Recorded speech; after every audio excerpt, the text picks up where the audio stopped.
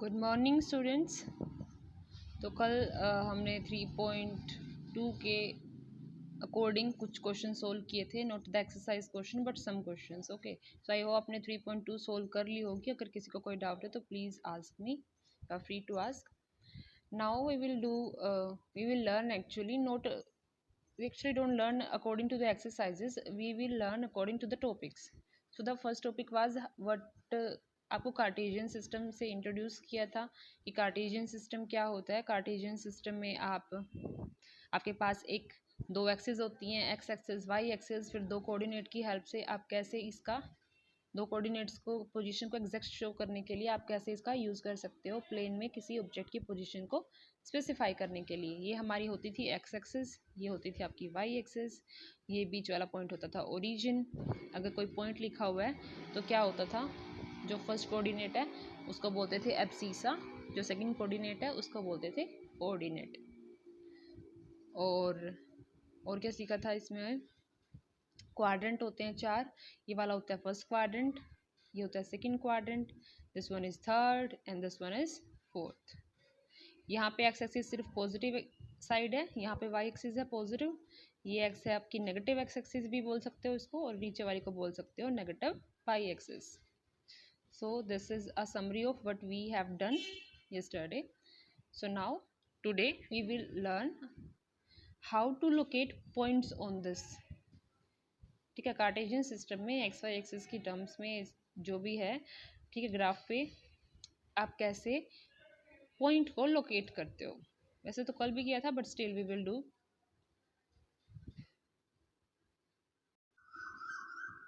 अभी देखो यहाँ पे हमारे पास टेबल दी हुई है, एक्स वाई, एक्स की कुछ वैल्यू है, वाई की कोरिस्पोंडिंग वैल्यू है।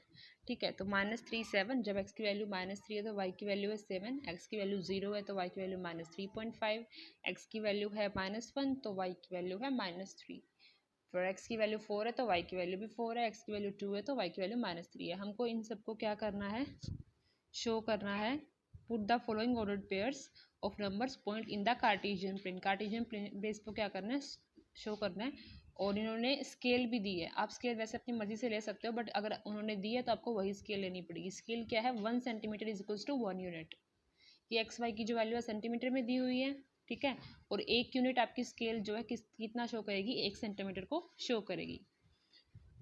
तो लोकेट करते हैं पॉइंट्स। फर्स्ट देते हैं आपका जो फर्स्ट ऑर्डर पेयर है वो क्या बनेगा, जब एक्स की वैल्यू कितनी है -3 है और वाई की वैल्यू कितनी है 7 है। ठीक है, तो एक्स की वैल्यू -3 कहाँ पे है, यहाँ पे, दिस इज अवर -3, ठीक है, और वाई की वैल्यू 7 कहाँ पे है, यहाँ पे है।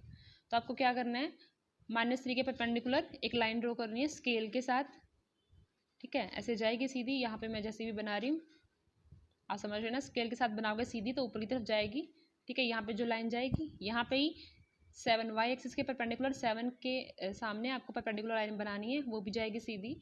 और ये दोनों पॉइंट्स, ये दोनों लाइंस जो हैं जहाँ पे कट करेंगी, वो वाला जो आपका पॉइंट होगा वो कौन सा पॉइंट होगा, -3, 7 जो आपको लोकेट करना है। So this is how we locate. ऐसे ही नेक्स्ट वाला देखो, एक्स की वैल्यू 0 है और वाई की वैल्यू है -3.5। एक्स की वैल्यू 0 कहाँ पे होती है, सेंटर में होती है। ओरिजिन के ऊपर एक्स की वैल्यू क्या होती है,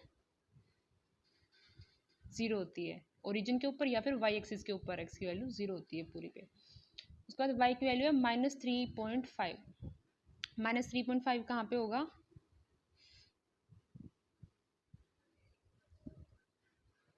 ये हो जाएगा आपका -3.5, 3 -3 और -4 के एग्जैक्ट बीच में -3.5। तो क्योंकि एक्स की वैल्यू तो 0 है, वाई एक्सिस के ऊपर ही होगा, तो परपेंडिकुलर ड्रॉ नहीं कर सकते हो। 3.5 क्योंकि एक्सिस के ऊपर ही है तो यहाँ भी परपेंडिकुलर ड्रॉ करने की ज़रूरत नहीं है। तो आपका पॉइंट क्या आ गया, वैसे भी हमने सीखा था कि जो एक्स एक्सिस के ऊपर पॉइंट होते हैं, एक्स एक्सिस के ऊपर पॉइंट होते हैं वो किस टाइप के होते हैं, x,0 टाइप के, और जो वाई एक्सिस के ऊपर पॉइंट होते हैं वो किस टाइप के होते हैं, 0,y टाइप के। अब जो आपके पास पॉइंट गिवन था वो कैसा था, 0 पॉइंट -3.5 था। ठीक है, तो हमें पता चल गया ऑर्डिनेट, हमारा जो ऑर्डर्ड पेयर है उसको देख के ही कि ये वाला पॉइंट कहाँ पे आएगा, इस टाइप का 0,y टाइप का, तो ये पॉइंट कहाँ पे आएगा, वाई एक्सिस के ऊपर आएगा। तो वाई एक्सिस पे आपने -3.5 पॉइंट ढूंढा, वो पॉइंट लगा दिया। ठीक है, तो वो पॉइंट हमारा आ गया रिक्वायर्ड पॉइंट। ऐसे ही नेक्स्ट देखते हैं क्या है। नेक्स्ट पॉइंट है आपके पास -1 और -3। ये ध्यान रखना, x की वैल्यू को x का ही असाइन करना है, y को y का। अगर ये उलट गया तो वैल्यू अलग हो जाएगी। तो x की वैल्यू -1 कहाँ पे होगी, यहाँ पे होगी, ठीक है। x की वैल्यू -1 कहाँ होगी, यहाँ होगी। और y की वैल्यू है -3, y की वैल्यू नीचे की तरफ होगी नेगेटिव, तो ये हो गया आपका -3। तो ऐसे ही सेम जब यहाँ से परपेंडिकुलर ड्रॉ करोगे ये सीधा चलेगा, ऐसे ही -3 पे करोगे, दोनों को साइड जहाँ पे करेंगी वो पॉइंट आपका क्या होगा, -1, -3। This is how we locate the points. एक पॉइंट और देख लेते हैं, जैसे कि 4 एक्स की वैल्यू भी 4 है, वाई की वैल्यू भी क्या है, 4 है। तो 4 ये दिख ही रहा है, 4 पॉइंट कहाँ है, देखो एक्स की वैल्यू 4 है, परपेंडिकुलर ड्रॉ किया होगा, वाई की वैल्यू 4 है, उसके ऊपर परपेंडिकुलर ड्रॉ किया होगा, दोनों जहाँ पे कट कर रही हैं वो पॉइंट हमारा क्या आया, 4,4। ऐसे ही नेक्स्ट पॉइंट है एक्स की वैल्यू 2, वाई की वैल्यू -3। तो एक्स की वैल्यू 2 कहाँ पे है, एक्स की वैल्यू 2 होती है जी हमारी यहाँ पे, ठीक है। एक्स की value 2 is here.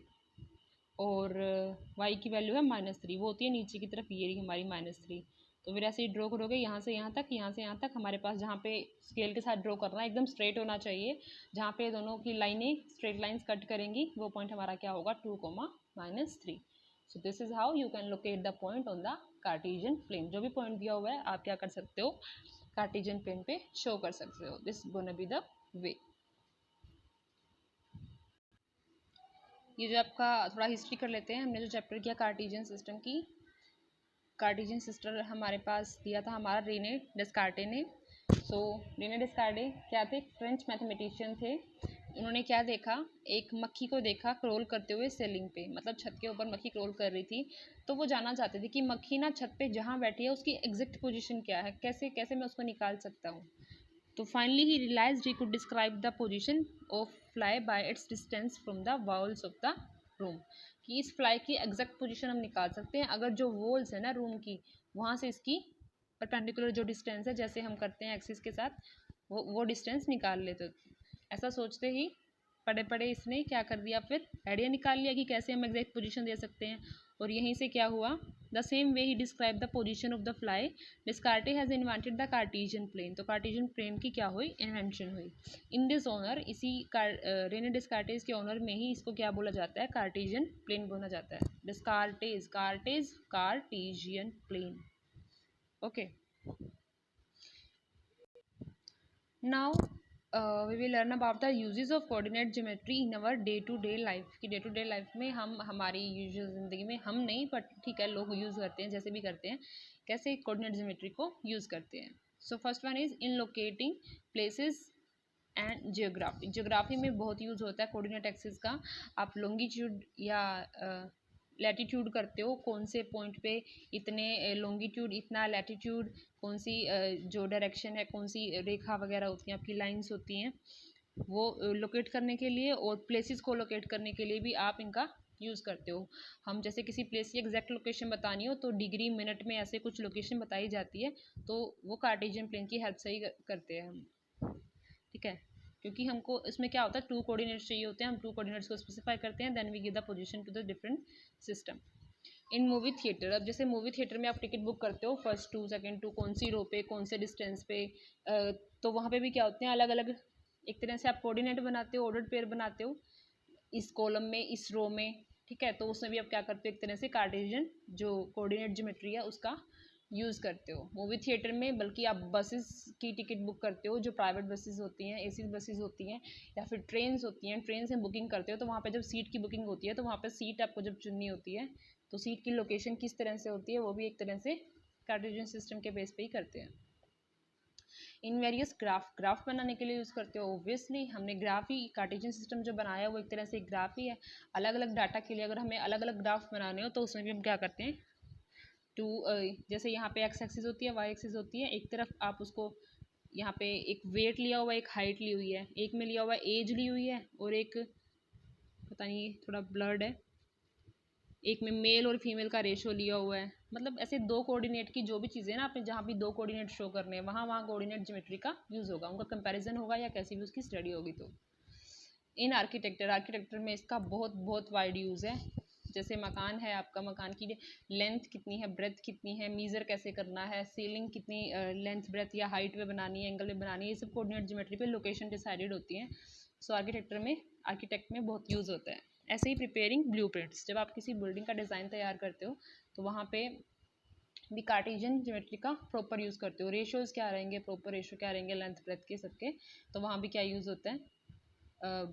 Cars designing में या कोई व्हीकल डिज़ाइन करना है उसमें, डैम डिज़ाइन करना है उसमें, सब में क्या रहता है, कार्टेशियन ज्योमेट्री का यूज़ रहता है। इन एनिमेशन स्पेशली 3D, जब आप एनिमेशन देखते हो, कार्टून्स देखते हो, 3D मूवीज़ देखते हो, तो वो भी सब जब डिज़ाइनिंग की होती है उनकी, जब उनको बनाया जाता है तो वहाँ भी किसका यूज़ होता है, ये जो कार्टेशियन प्लेन है हमारा वहाँ पे यूज़ होता है। 3D में जैसे अभी हमने XY पढ़ा है, कोऑर्डिनेट एक्सिस पढ़ी है दो, X और Y।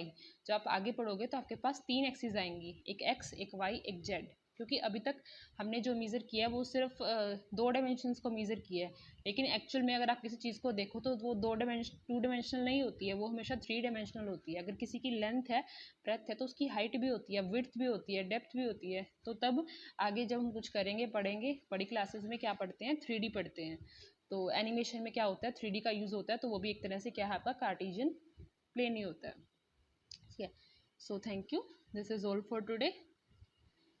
Hope you got everything you want to learn.